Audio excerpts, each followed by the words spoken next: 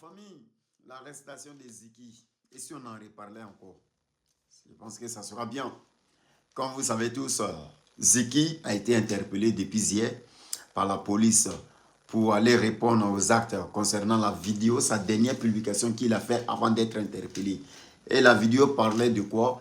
Cette vidéo qui demande à tous ses abonnés et à tous les partisans des PPACI de sortir le 10 septembre maximum au cas où si son excellence Alassane Ouattara est reconnu comme candidat et au cas où si Gbagbo n'est pas retenu comme candidat aux élections présidentielles. Comme vous le savez tous, au jour d'aujourd'hui en Côte d'Ivoire, faire sortir toute la jeunesse pour un problème, que ce soit problème mineur ou majeur, c'est comme exciter à la violence. C'est comme tu appelles à la violence déjà sur le territoire. Parce qu'on ne peut pas comprendre qu'en plein moment d'élection, toi tu vas demander à la jeunesse de sortir comme se faisait dans le passé. On dit ouais, sortez, le pouvoir se trouve dans la rue. Aujourd'hui, on ne peut pas se permettre à ce genre de propositions encore. Parce que la jeunesse, nous savons tous les idées de la jeunesse africaine aujourd'hui. Il y a certaines personnes qui sont toujours aigries. C'est comme lorsqu'on voit la majorité des manifestations dans le passé, quand ça se passait, les gens faisaient quoi?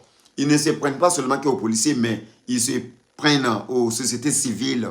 Les chauffeurs des camions, les camions étaient brûlés, les bacs étaient brûlés, les taxis étaient brûlés. Au final, il n'y avait personne pour rembourser ces voitures brûlées.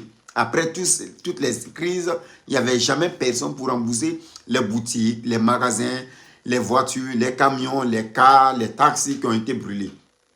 Si aujourd'hui, toi Ziki, tu demandes à tes abonnés et à tous les partisans de sortie, le 17 ans, vous pensez à faire quoi maintenant, si au cas où votre candidat n'est pas retenu? La question c'est ça. Et encore, les charges qui sont sur lui maintenant, après les fouilles dans son téléphone, on trouve qu'il était en communication directe avec aussi l'activiste Baro Koné qui réside au Burkina et qu'ils ont tenu des propos très graves dans leur communication sur WhatsApp. Oui, Baro Koné même, c'est Baro Koné qui a écrit cette phrase-là. Si jamais Ado n'est pas candidat, Gbagbo n'est pas candidat et Ado est reconnu en tant que candidat, que l'Abidjan va sentir pétrole. Tout le monde sait que cette idée, Gbagbo connaît depuis qu'il était en France.